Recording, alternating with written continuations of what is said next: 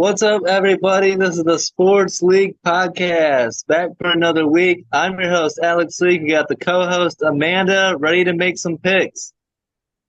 Absolutely. I am feeling good. As far as I'm concerned, football's over for the week though. The game that mattered happened. The team won, I'm good. I'm good. I'm chilling. Well, there's more to Chad, you football ready? than the Green Bay Packers. So, yes, we I will still know. go I'm on just with the very show. excited. I'm excited about that game, that's all. Packers are looking great, man. Defensively, they're looking elite. They're 2-0. Chad, are you surprised they've kind of taken it to the Lions and the Commanders so far? Well, the Lions obviously towards the top in the NFC, and so with the Commanders as well. So, for them to have such an opening statement like this one, two games, offense looks great, defense looks tremendous. The two sides playing well off of each other. Jordan Love goes out, gets the lead, and Micah Parsons in the pass rush closes out the game. That's winning playoff style football. So I know it's early, there's a lot of football left. But when Vegas shifted the Super Bowl odds for the Packers when the Micah Parsons trade went down, I thought, are they going a little too far with this? And does not seem to be the case so far. They seem to be legit and real. As soon as we drafted Matthew Golden, I started saying Packers, Bills, Super Bowl. But I don't like all the national attention. Like I would rather kind of do it under the radar and just be like, something's brewing over here." But now it's so much attention that I'm stressed out. Like, look the other way, focus on somebody else. I don't want to be in the spotlight too much because there are definite issues. I mean, the wide receiver situation. We've got our number one receiver out on the pup list right now. Number two, I mean, obviously Matthew Golden will be a one or two at some point, but he's still young. He just got here. Broken collarbone for Jaden Reed. And as soon as he went down, I was like, that looks like Aaron Rodgers going down with a broken collarbone. I have PTSD from that. That looks familiar. So definitely some issues. Also, Jordan Love running in that game and not diving. He needs some coaching on that. Um, and one other thing, I told Alex earlier, I think the Packers need like a ballet coach to come in because Tucker Kraft, Jordan Love, none of those men have any grace or finesse when they're running. Uh, Chad, I said this last night, and tell me if you agree. Adding a player like Micah Parsons seems to elevate all the other players on defense. The Quay Walker, the Edgerrin Cooper, all those guys. They seem to step their game up, and it reminds me a lot of when Khalil Mack was traded from the Raiders to the Bears, and how you add a superstar defensive player like that, and it just seems to raise the bar and raise the energy of the entire defense and maybe the whole team. Well, there's two parts to that. There's obviously the players being inspired by this guy, and if I want to make a play, I've got to play as hard or as physically or as tough as that guy. And the other part of that is offensive coordinators are going to slide protection to Micah Parsons. So then Rashawn Gary will get an easy one-on-one.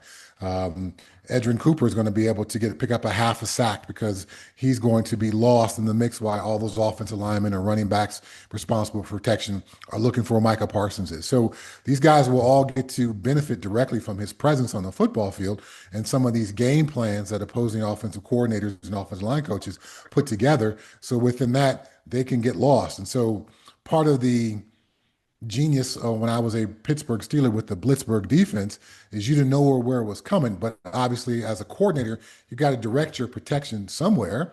So they double Yeah. team Kevin Green. Well, then I get a one-on-one and I end up feasting from that. But then they decide they want to bring a double team to me and they forget Kevin. He gets an unblocked sack. So that kind of component is out there for Green Bay. At this point, Green Bay's got a weird situation in that they want their defense to keep doing well, but if they do, they're going to lose their DC to become a head coach. So, those are first world problems, rich people problems, but it's certainly a problem if in the offseason he leaves and becomes a head coach someplace else. Yeah, for sure. That'll be interesting. Usually it's the offensive coordinator getting all the hype, but it's cool to see that happening in Green Bay for the defensive coordinator. Amanda, the Commanders, kind of a rough start. They didn't look great in week one, although they got the win. They didn't look great last night. Now they lose Austin Eckler for the season with a torn Achilles. Jaden Daniels hasn't looked as special as he did last year. Do you think the Packers are just a great defense and that was the biggest issue, or are the Commanders kind of, something to keep an eye on? I think the biggest issue with the Commanders is they have a lot of players. They're the oldest team in the NFL. They were playing the youngest team in the NFL. They have a lot of players who were amazing 7 or 8 years ago. And I just feel like everyone's kind of at the point in their career, minus the handful of young players, where they're getting a little bit more injury prone, a little more worn down. I mean, do we think Austin Eckler comes back after this? Do we think this is the career for him? Like it's one of those questions where there are so many players on that team who were, I mean, we've got a player who was on the Legion of Boom. We've got Debo Samuel, who's definitely on the downward side of his career. I just feel like there isn't the energy to keep up with these younger, more hard-hitting defenses with that offense. Yeah. What do you think, Chad? Do you agree with that? Well, I think Jane Daniels is going to suffer a little bit of a rookie slump. Again, you give defensive coordinators an entire offseason to digest your rookie year. Mhm. Yeah. And Yeah, they were taking uh, notes last year. yeah. And so it's one thing to sneak up on people. Now that you won the NFC Championship, you're not going to sneak up on anybody. Not one, but got to the NFC Championship game. You're not going to sneak up on anybody. So they're going to have to find another layer to their game. And so does Jaden Daniels have another layer? When you face with a defense as quick as Green Bay's and they can chase you down, part of the best part of your game last year was your ability to escape the pocket and run the ball, in third down situations. If you play a defense that's built as the Packers are, you don't have any answers for that. So what's the next layer of your game you're going to go to? So it's going to be interesting to see how they respond to this loss in such a, demonstrative loss, such a physical loss as well. I do think it's a Yeah, great and matchup for them early in the season. Like you don't want yeah. these issues highlighted in week 7 or 8 when you're like trying to make, the late season push. Week 1 or week 2, there's so much time to make those corrections. Yeah, and it's interesting to me that they traded away Brian Robinson Jr. With Austin Eckler now going down. There seems to be a hole at the running back position. I like the rookie, Bill Krosky Merritt, I believe his name is. But the leading rusher last night was 17 yards, split between three guys. So they might need to do something at that running back position, help take the worry off of Jaden Daniels. Um, so let's get into our picks, though. A lot of great games this week, a lot of tough games. I went back and forth on so many of these. Let's start with the Jags, the 1-0 Jacksonville Jaguars at the 1-0 Cincinnati Bengals. Big game here, but the Bengals only had 7 yards in the second half against Cleveland. Travis Etienne went off for the Jags. Chad, the Jags looked better than a lot of people thought. They opened some eyes. Cincinnati kind of played down to their competition. How do you see this game going? This is a tough one for me. I don't quite trust the Jags. Obviously, Cincinnati underperformed. I think they'll be better. They've got, obviously two highly paid wide receivers. They got a highly paid quarterback. There's pieces on that team who have experience, playoff Super Bowl type of experience. But um, when it came down to it for me to make my pick, I looked at Trevor Lawrence versus Joe Burrow. And it seems Yeah. like a pretty obvious pick if you're going to view it through that lens.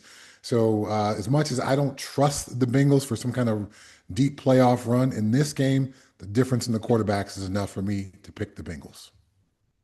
Yeah.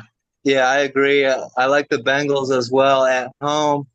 Um, and Amanda, do you agree? Yeah, I've got the Bengals too. The Jags looked good against a really bad team. And they didn't look that good. So I feel like the Browns came in their matchup with the Bengals and they actually put up a fight and we got to see them challenged a little bit. And I feel like the Jags are just not the team that they looked like they were last week, and we're going to see them have a couple more hiccups before. I mean, I expect some magic from them at some point in the season. I don't think it's going to happen in week 2. Yeah, I just think the Bengals are the more talented team. They're at home. But if the Jags want to open a lot of eyes and get people talking, if they go and win this one in Cincy, that'll get the people talking about them. But we all agree with the Bengals here. And Chad, just FYI, I'm trying to catch Amanda this year. She's owned me in picks the last 2 years. And what, week one, did you have two wrong picks? Like, she's just been on fire lately. Yeah, I had two, and both of those were by 3 points on missed field goals. I was this close to having a perfect week. I don't think I've had a perfect week yet. So sometimes, playing on the field does not translate into picking the games. Yeah, good stuff. Alex Um, makes jokes about me being a witch all the time. He's like, no witchcraft this week, okay? it's either As soon as that I or yelled at the TV in PED. week one, Packers versus Lions, I was like, hold up. Jared Goff has been on his feet too much. Why we haven't even sacked him a single time. He was sacked like 3 times the next 10 minutes after that. And I was like, all right, that's better. uh, 0-1 Giants at the 0-1 Cowboys. Dallas with 8 straight wins against the Giants. Dallas actually didn't look bad against Philly. The Giants did not look that good against the Commanders. I'm going Dallas at home. Um, and this might be the game we get to see a little Jackson Dart. Do you think so, Chad? Seems like a tough matchup for Russell Wilson and the Giants. Well, Russell Wilson, obviously his best football is years ago. So for the last couple of years, he has underperformed. I'm not expecting him to be under center for the Giants for long. It just, if you want to give your young quarterback best chance for success, you sit him and you let him learn. So Tom Brady Yeah. did that in New England with Drew Bledsoe when Brian Dable was a part of that organization. He was a part of the Alabama Crimson Tide, and Tua sat behind Jalen Hurts. And so this is how you do that. So Brian Daboll knows that, but I think at some point, Russell Wilson is going to be so bad. I mean, he was only a 45% completion ratio last Sunday. Hard to imagine he's going to make some massive leap this week, particularly with their tackle, Andrew Thomas, going to be not going to be out there.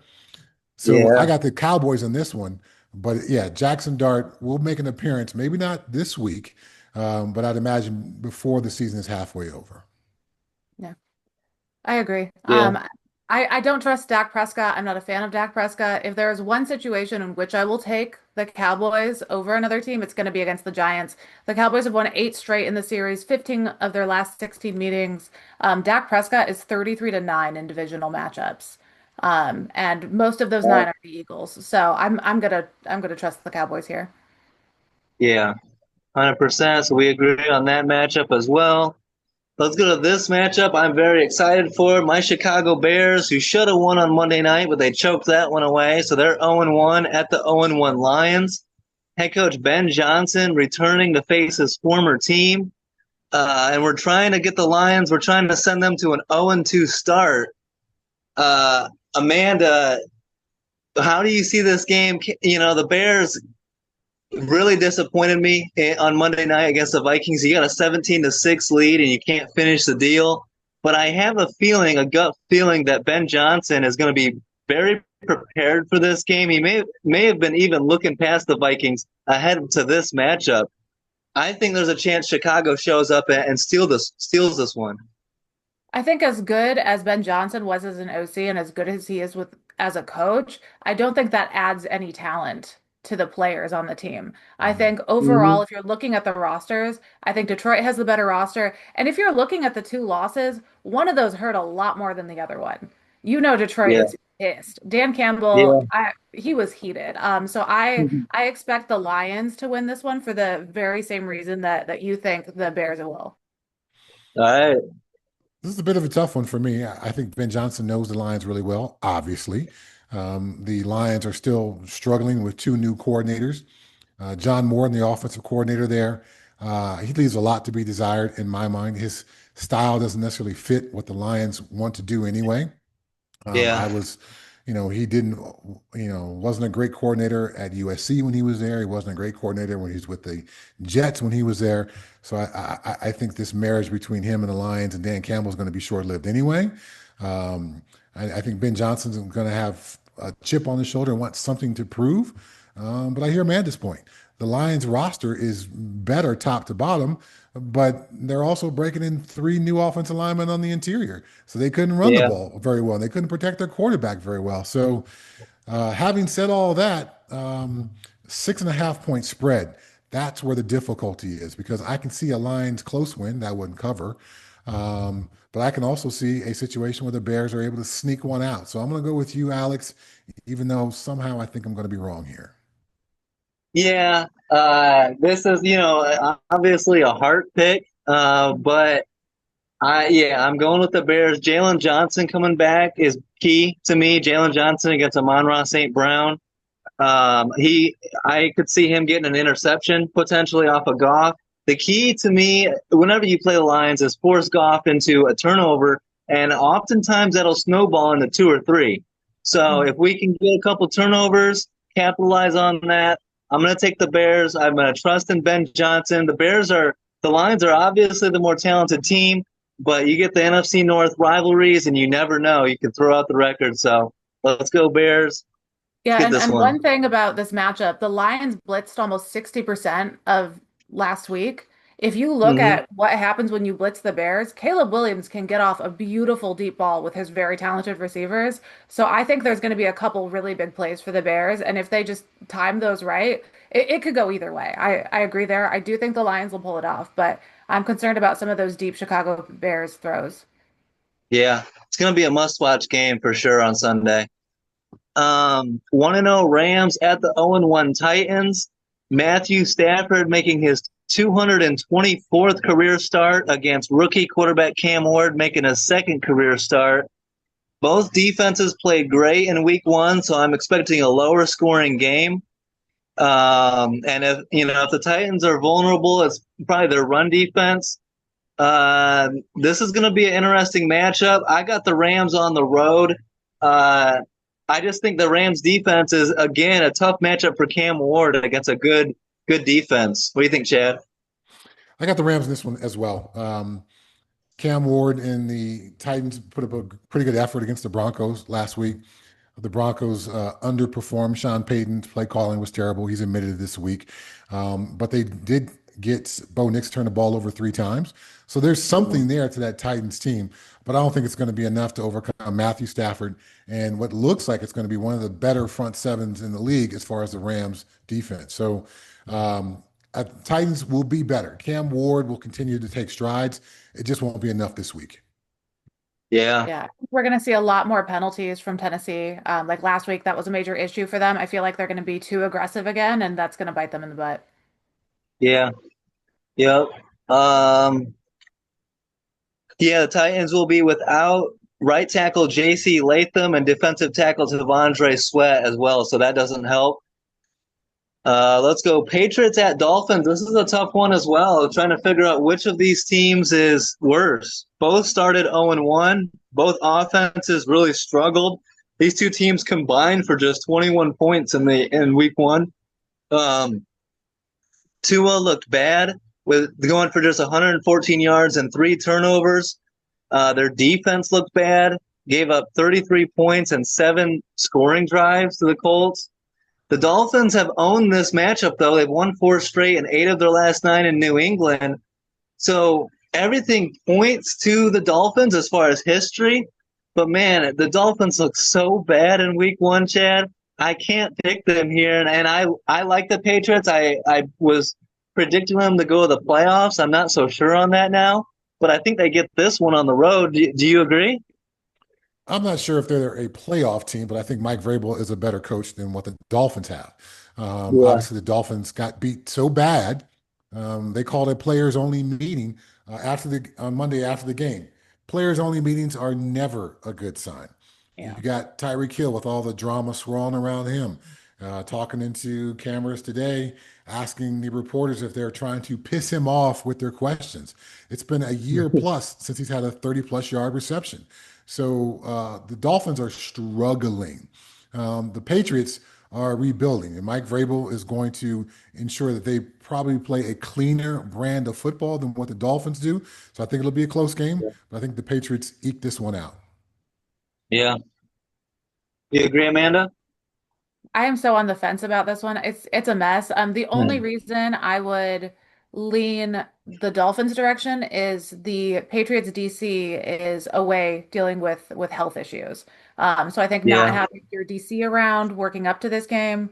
I do like the Patriots ground game in this one. I don't trust that rushing defense for the Dolphins. Um, I wrote down Dolphins with a question mark. I'll just stick with that just because I don't know either way, but. I very much one of those just depends on who's awake and who had an extra cup of coffee. It's just hard to trust Mike McDaniel and Tua right now. You know what I mean? Yeah. Like, Hmm. but they're at home. It's early in the season. That should be to their benefit. So we'll see if Tua they can get it is done. But Tua is 7-0 against the Patriots in his career. yeah, So yeah. there is that. I think that's why I picked them. I was like, oh, what's I don't know. Chad, there's something I want to keep an eye on. If the Dolphins start 0-2 or 0-3 and the Chiefs continue to struggle a little bit here, how about a Tyreek Hill reunion back in Kansas City?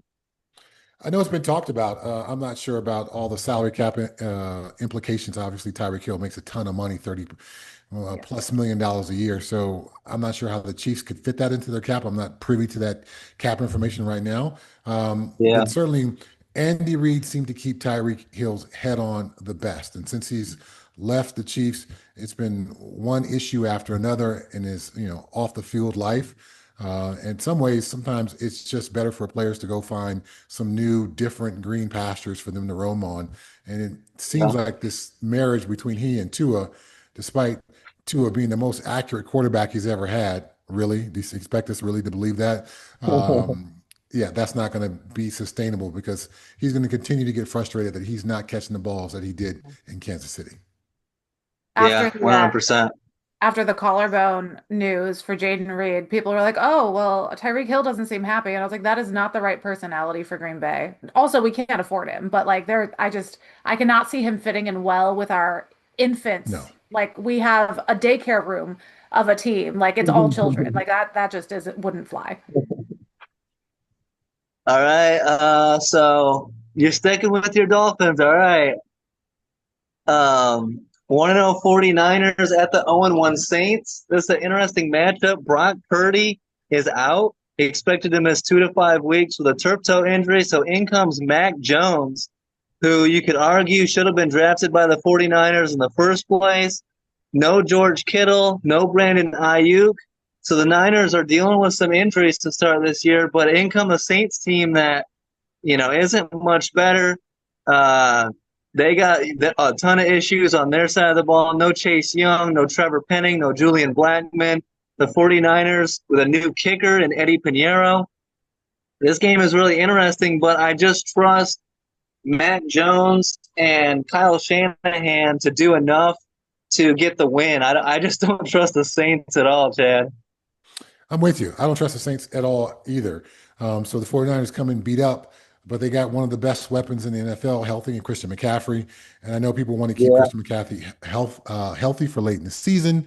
But for Kyle Shanahan, you got to get a win. You got to survive this Mac Jones window until Brock Purdy comes back. And I expect it to be a lot of Christian McCaffrey, a lot of Brian Robinson Jr. They're going to lean upon that run game and just try to make life as simple for Mac Jones as they possibly can.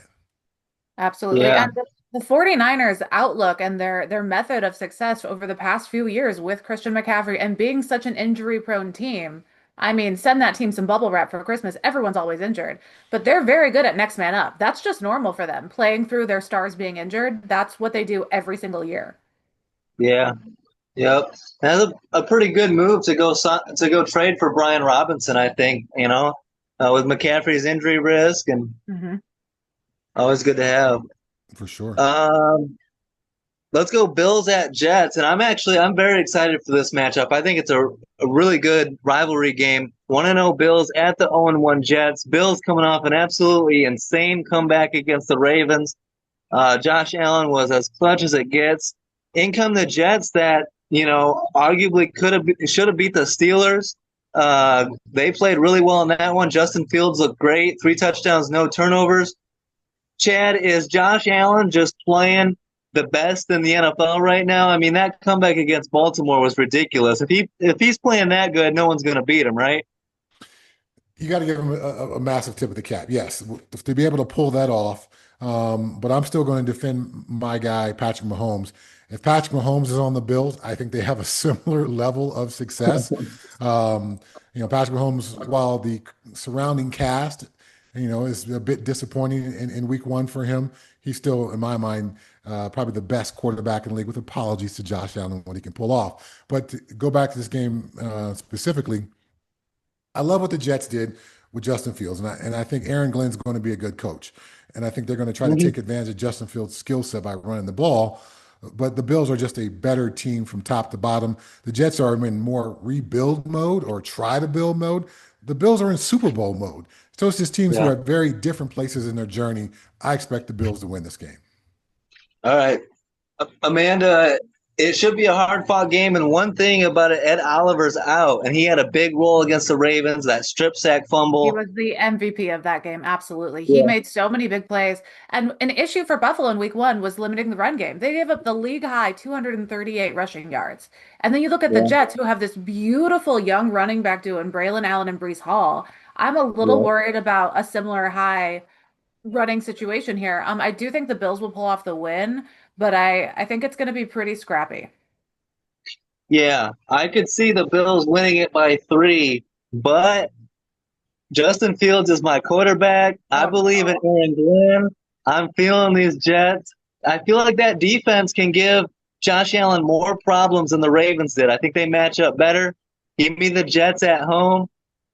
And with these two wins of the Jets and the Bears, I'll be tied with Amanda, and then we can go forward from there. So quick question. How many points do you think the Bills are going to put up in this game? I'm going to say Jets 26, Bills 23. So the Jets have had for the past 10 years a scoring problem against the Bills. They have been held under 23 points for their last 12 matchups. So Oh. if you're Well, right, they would break that streak, but I don't know. in Fields, I trust. Come on, Fields. We got this. Oh my goodness. Brave man Uh, over here. Hmm. 0-1 Seahawks at the 1-0 Steelers. Amanda, DK Metcalf going up against his former team. I Reek don't know. Woolen coming off like his worst career game. How are you seeing this one? Um, Seattle seems very tense right now when they're asked about what Rick Wollen's short and long term future is going to be with Seattle, and they just say, "We'll see." Yeah. You can say that in a room with closed doors. You don't say that publicly. Like, we don't need to know that you guys have drama and tension there. Like, that's not something that the public needs to know. So I mean, Rick Wallen's fighting for his job now, it looks like. Like, yeah, he had a couple miscues, but it was week one. Like, the preseason is shorter. So week one is basically an extra preseason game at this point because nobody knows who these teams are yet. So that I don't know. I think the issue with the Steelers in week one was that they did not get the run defense going. And they said that they've been focused on it this week and they've been, working out their kinks. They've got the guys lined up in their position set. So I think it's gonna go Pittsburgh. I'm gonna take the old man crew over there, the retirement home for NFL players and roll with them because it just seems like there's a just too much drama going on in Seattle right now for them to pull off a win here. Do you Well, think as comments like that, Chad? Do you think that's like trying to get Reek Woolen's attention? You think that what that comment is?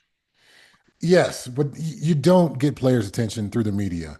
Hmm. You Yeah. don't do that. You can say whatever needs to be said behind closed doors. You can be blunt, you can be harsh, but you going to the media is just an ugly way to do that. That's not how that needs to be done.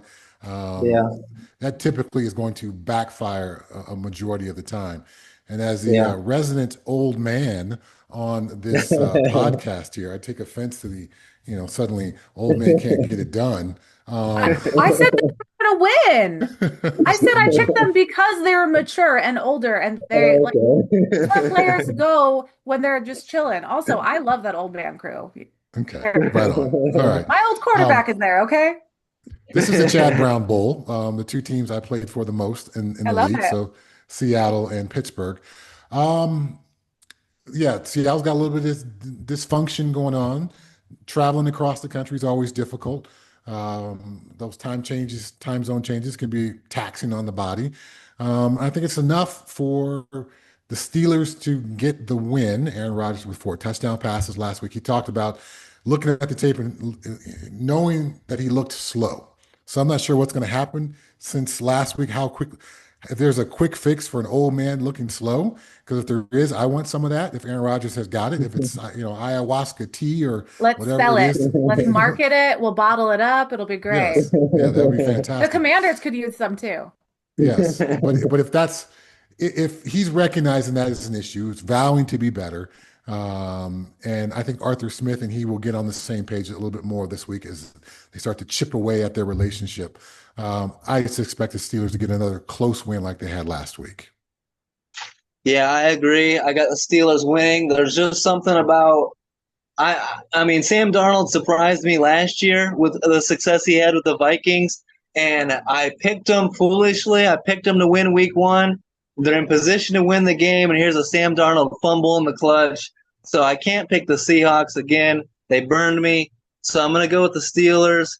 Also, Seattle is going to be without Devin Witherspoon and Nick Emmanwori, so that definitely plays a role. And I'm hoping Rodgers throws for another 3 or 4 touchdowns and keeps it going. So let's go Steelers at home. The 0-1 Browns at the 0-1 Ravens. And Chad, I don't know what the Browns' strategy is here, but they're all talking going into this game. You got Jerry Jeudy, Denzel Ward, Grant Delpit. Grant Delpit's like, it's not difficult to tackle Derrick Henry. And Jerry Jeudy's like, the secondary over there poses no threats. That is not smart, in my opinion. You already have a really mad and pissed off Ravens team after blowing that lead. You got Derrick Henry, who feels like he cost them the game with that fumble. Derrick Henry might run for 300 yards on Sunday. The Browns are just not a smart football team. Jerry Jeudy was here in Denver. He said dumb stuff here in Denver. This is not the first time Grant Delpit has said something stupid.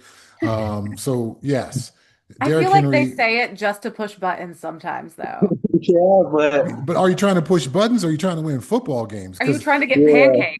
Like right, the yeah. Jerry So Jeudy thing, like what kind of issues does the secondary present to you guys? Oh, no issues. Yeah, besides death and dismemberment. What do you mean? I don't get it. yeah, I mean Steve Smith Jr. Had maybe the ultimate Jerry Jeudy sideline hit there on NFL Films, NFL Network. And he even dropped the mic on him. You got the mic dropped on you, Jerry Jeudy, yet you still have not learned the lesson. The Ravens will be seeking revenge. The Browns are not a good football team, regardless of who's under center. Apparently, Shador is not even getting scout team reps out there. So, yeah, Ravens win this game, and that's all I got to say about it. Yeah. Amanda, your guy, old man Flacco, though. That's your guy. I love him. And I will say the Browns have held Derrick Henry in 2 of their last 3 matchups. They've held him under 75 yards. So defensively they've been okay against him. And I do love Flacco. I do not think he is Backo. I feel like last year should have been his last season and put a bow on it, call it good. I love him, but no, I can't do it. So you said they've held him under 75? hmm I'm going to guarantee Derrick Henry goes over 100, Yeah. 2 touchdowns, and my prediction, I'm going to call the score. Ravens 27, Browns nothing. Mm. I don't think it's Wow. gonna So be. we'll see. Does that Maybe. count for two picks, Amanda? I should get 2 points if I get that right. If you get the final score correct, sure. I will take that. I've only called the final score once, and it was the Patriots Seattle Super Bowl. And I Nice. was working in a bar in Washington, and my boss was so mad at me because I was like, "Oh, I'm right," and everyone else is devastated. Yeah, that was bad. Sorry, Chad. 1-0 Broncos at the 1-0 Colts. This is a sneaky, really good matchup. Denver struggled in week 1. Bo Nix with 3 turnovers. I expect them to look a lot better here in week 2. The Colts look absolutely unstoppable, scoring on all their offensive possessions. I expect them to come back down to earth a little bit. This Denver defense is nasty. I got the Broncos in Indy. I think they're gonna get Daniel Jones back to reality a little bit, Chad. Yeah, obviously Daniel Jones's numbers were inflated because he was going against a terrible Dolphins defense. Yeah. Yeah, I think Bo Nix and Sean Payton get themselves on the same page. Sean Payton calls more runs, has a little bit more balance. Bo Nix stops trying to do too much, stop Mhm. trying to yeah, be a Super Bowl quarterback in your first game of your second year. So all that's good. But the Colts, they got some weapons. Tyler Warren is a great tight end. yeah. He had a wonderful debut in the NFL. So, I think this game may be a tad closer than a lot of folks would assume, but I do see the Broncos getting a close win. Nice. This one's interesting to me because some of those players who made these big plays in week one for the Colts are not playing this week. Latu is questionable, Jones is out, Ward is out. Like it's gonna be a very different week for both of these teams. I think Denver just needed an extra week of practice before this one. But their defense looked fantastic. They lead the league in three categories for defensive stops and yardage. So I think it's gonna definitely be a not Indiana Jones's week. That's a great nickname, by the way, Indiana Jones. Thank you, thank you. 0-1 Panthers at the 1-0 Cardinals. Cardinals coming off a 20-13 win against the Saints. Carolina did not look good against Jacksonville, losing 26-10. Chad, we were hoping that Bryce Young had turned a corner and was going to start looking better this year. A poor performance in the opener with 3 turnovers. Do you expect him to bounce back against the Cardinals? I'm surprised he looked as bad as he did. I was surprised as well. Bryce Young, his mom was actually a high school schoolmate of mine. So Okay. I know the athletic background, and I thought he would be better this year after what was a very rocky year for him in Carolina. But yeah, kind of reverted to his old ways there. And Kyler Murray looked pretty good. No turnovers. Kyler Murray typically has, somewhere between 2 to 4 weird plays a game. I didn't see those from him. So I'll take the Cardinals here. Although I don't necessarily believe in the Cardinals, and I don't think Bryce Young is just written off for the rest of the season. I just don't think he's going to be able to bounce back quickly enough to get the win. Yeah. I think I agree with you there. Although I will say, if you look at Bryce Young last season, his best matchup was against the Cardinals. He was 65.5% completion, 2 touchdowns, no picks, rushed for 68 yards. They won 36-30 in overtime. So he has beat this team before. Not that the teams are completely the same. There's been some personnel changes. But I gotta roll with Chad here. I don't think one of these teams is as complete as the other. Yeah. To me, it's an easy pick. I'm going to go with the Cardinals. They need to run the ball. Go with James Conner and Trey Benson. And one of my favorite players, I feel like they got a steal, is Will Johnson, the rookie corner. He was bringing it in week one. He had some nasty hits. I don't know really why he fell in the drafts. He was worthy of going a lot higher. So He was injured uh, going into the draft. That was the main issue. People were concerned about his knee, but he was tremendous at Michigan. Yeah. yeah. And so this would be great for the Cardinals if they can get to 2-0. And then this another great matchup: the 1-0 Eagles at the 0-1 Chiefs. Arrowhead's going to be rocking. The Chiefs are very motivated, not just to avoid an 0-2 start, but to get revenge on that Super Bowl loss, blowout loss when they're trying to three-peat. They had to sting like no other. But the Eagles are a very talented team. They're getting Jalen Carter back. The team that won the Super Bowl is 9-2 in rematches following the season. And Patrick Mahomes has never started 0-2 in his career. So a lot of, potential storylines coming out of this game. I just don't see how the Chiefs get this win. I'm all in on the Eagles. I love that Jalen Carter's back. I think he's going to play like a monster. I think he's going to be ready to go and make up for, letting the fans down, letting his teammates down in week one. I got the Eagles, and honestly, it could be another blowout. I think the Eagles are just that good right now. What do you think, Chad? The Eagles are rolling. There's no doubt about that. And the Chiefs are, they're rolling with the punches because they got punched in the face in week one.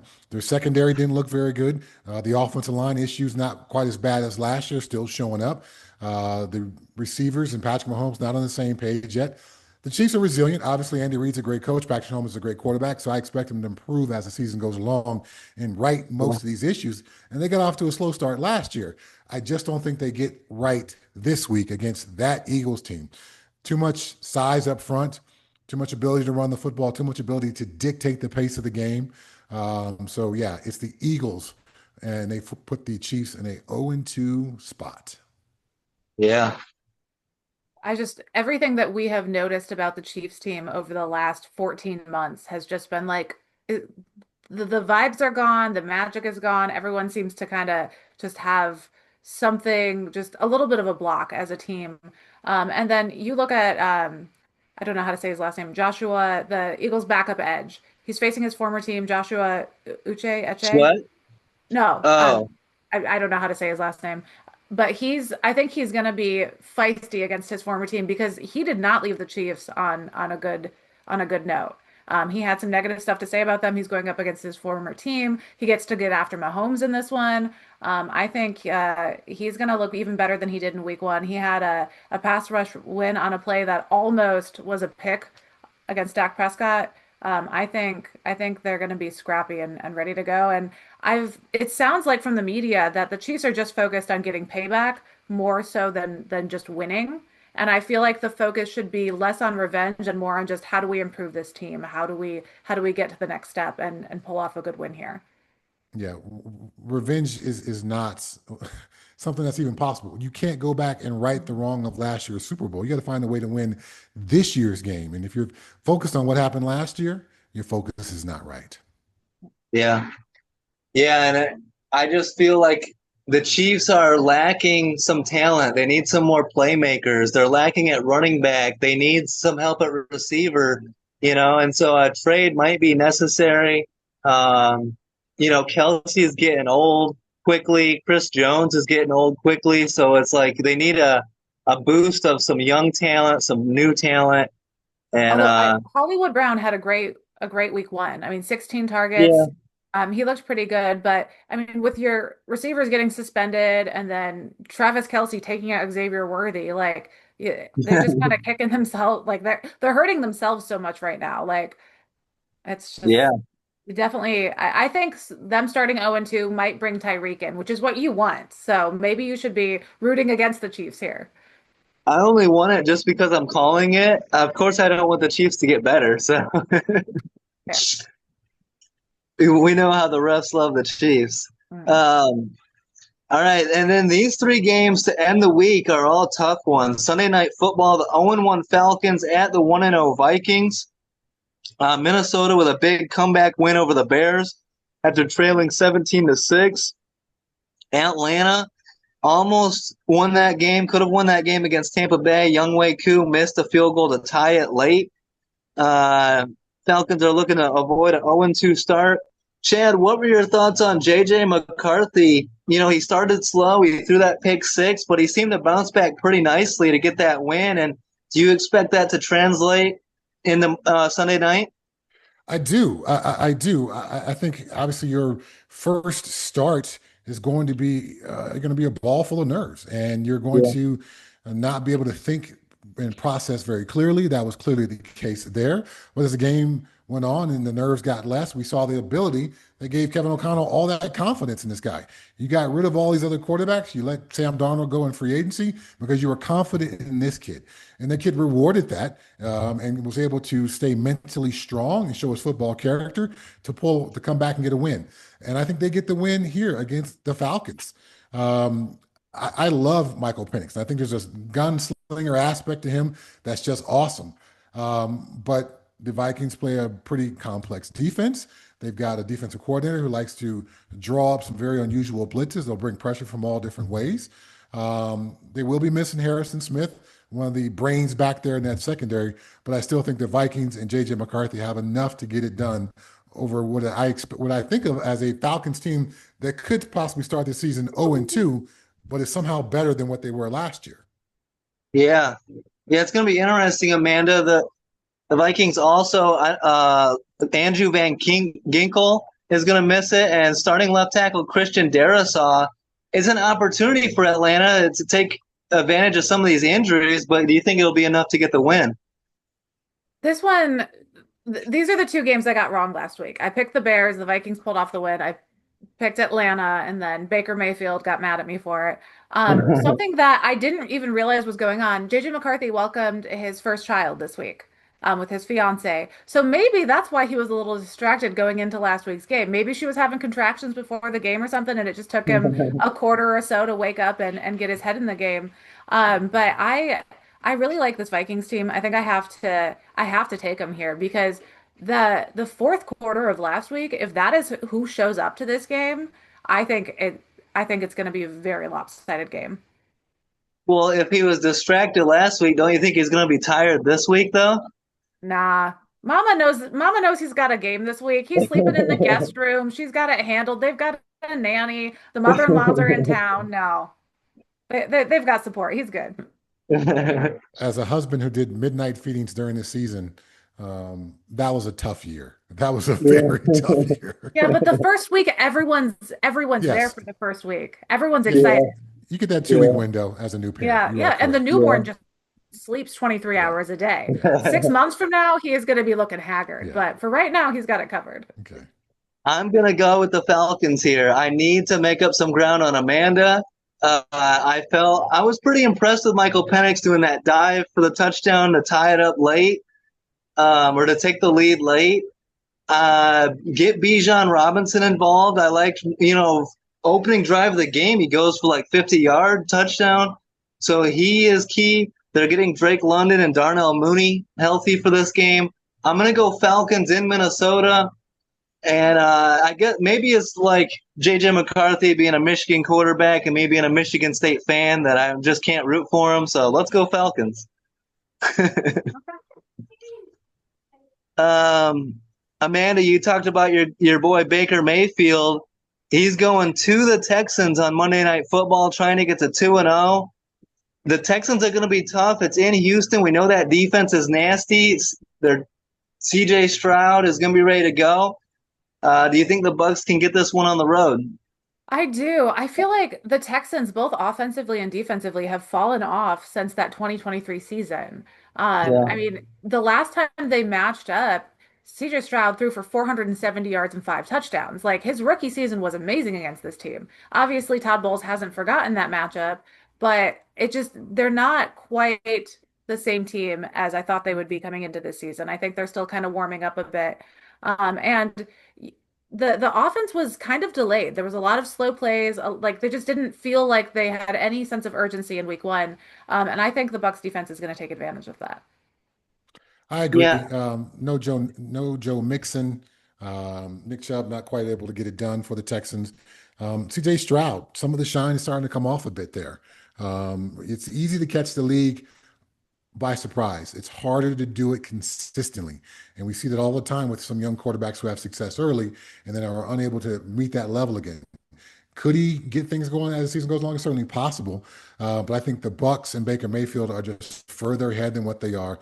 Todd Bowles dials up a really difficult defense, particularly in the secondary for young quarterbacks to deal with. So I got the Bucks taking this one over the Texans. Yeah, this one's tough for me. I wanted to pick the Texans, but man, Emeka Ibuka looks so good in week Yep. So one. good. And I think he's going to be huge for them this year and for Baker Mayfield. And Baker's looking great too. He's looking. The Bucks look like, and me and Amanda have been saying this, Chad. We think the Bucks could go on a deep run, maybe NFC Championship game this year.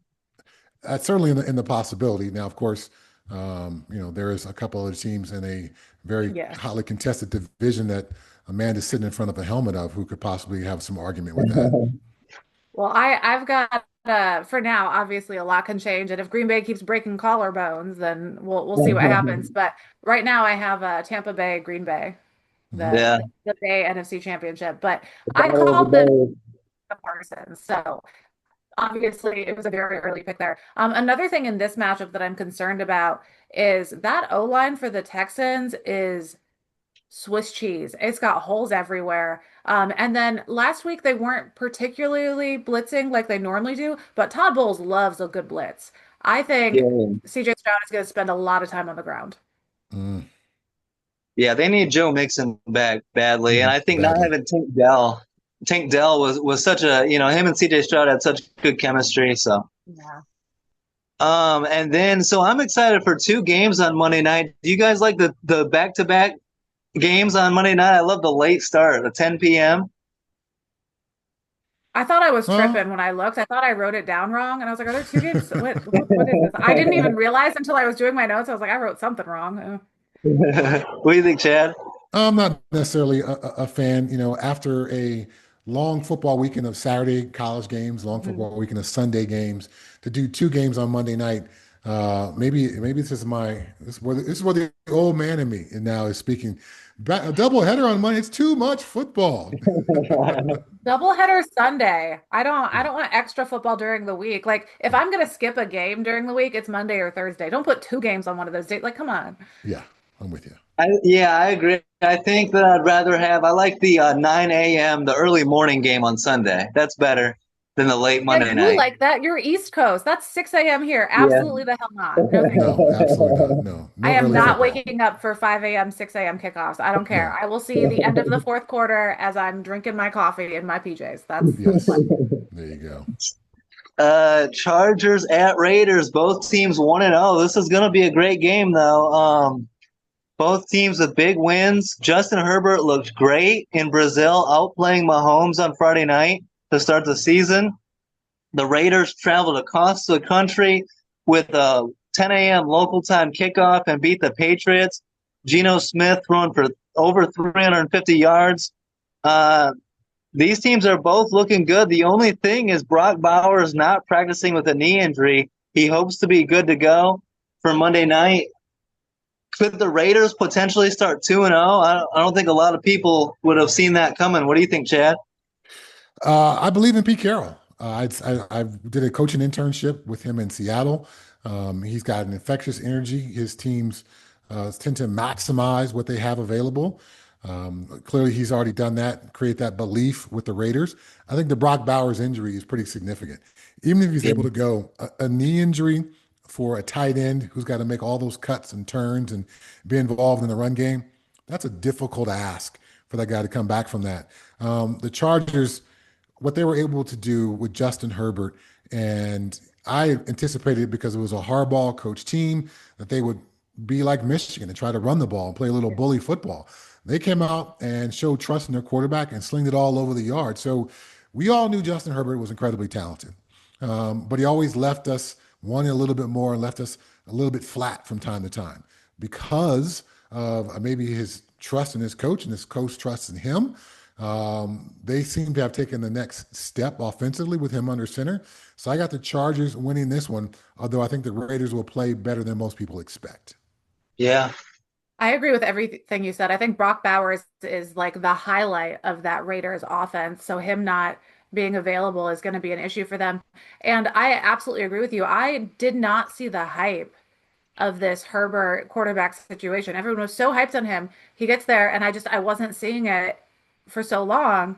But I don't think the play calls were designed to kind of help him flourish. And I think Harbaugh and him are such a great fit. I mean, obviously, I'm a Michigan fan, so Blake Corum run game handed off every play. It worked for us. It's fine, but I don't think that is what Herbert needed. And I love the rivalry between these two coaches. Harbaugh was saying like they've I mean, this is going on two decades now since they were college coaches in the Pac-10. But he was saying that if they had played or coached together, they'd probably be the best of friends. But ever since they started coaching against each other, he's like, "Oh, we've always tried to gouge each other's eyes out." I love coaches that are like, "Nah, I don't. Nah, we're gonna go Yeah. out." I love that matchup. I think it's gonna be fun. Um, I do. I have an issue with the Raiders and Chargers ever since that 2021 game that would have sent them both to the postseason if it had been a tie. I want this team to tie every time they match up. So I would love a tie here, just because we didn't get the one in 2021 and I'm still holding out hope there. But if it's not a tie, I'll take a Chargers win. Man, I don't think Harbaugh or Pete Carroll could stomach a tie. You just said they would have gouged each other's eyes out. But They can could you not imagine deal the later with season matchup if they tied here, or if they that. met each other in the postseason after tying in the regulars? Oh, it'd be beautiful. Chad, I think Jim Harbaugh is the best quarterback developer in the game. I mean, at least up there with Andy Reid, Sean McVay. Everywhere he goes, he gets the most out of that position. He does. Let's not forget Kevin O'Connell in that conversation Yeah. as well. Kevin Yeah. O'Connell is So yeah, fantastic too. there's some guys who understand the position, understand how to put those guys in spots where they are successful, and Harbaugh is certainly in that category. And again, for Justin Herbert to become what I thought he would become after watching him play at Oregon and calling some of his games, Mhm. because it's just been this little bit missing. Yeah. Yeah. But if this little bit it can be added by Harbaugh, the size, got it. Running ability, got it. Arm strength, got it. He's got all that. Toughness, he's got it. Yeah. So there's no physical attribute that this guy is lacking. There's no mental makeup that he's lacking. So I just think he needs somebody to believe in him, like Harbaugh believes in all his players. And now he can go to the next level. Yeah, absolutely. Well, always awesome having you on, Chad. We love your NFL knowledge. Great talking football with you. Great stuff as And always, Amanda. and just Chad, real quick, today, were you recording for ESPN earlier today and then you graced us with your presence? I love that. It makes us feel so special. We absolutely appreciate your time and your energy on the show. Yeah. Every Friday, I do ESPN. I fill in on Freddie and Harry. So it was Thursdays last year. It's Fridays this year. Normally, I'm somewhere in a hotel room if I do this podcast with you guys, but I don't have a game this weekend, so I get a rare chance to actually watch football. Because when you do football, sometimes you don't get to watch as much as you would like to watch because you're at your game, preparing for a game, doing your game, traveling, all that stuff. Yeah. So I get to catch up on football. So I think my picks this next week will be even better. I'm coming for you guys. Because you get to see everything instead of just reading the recaps and, Yes. hearing us complain about all the things that went wrong. Yes. Awesome. Well, we can't wait, and we hope you guys enjoyed this episode. Don't forget to like, subscribe, leave a comment, follow along, see who gets the most picks right this week, and have a great week, guys. Peace See ya. out.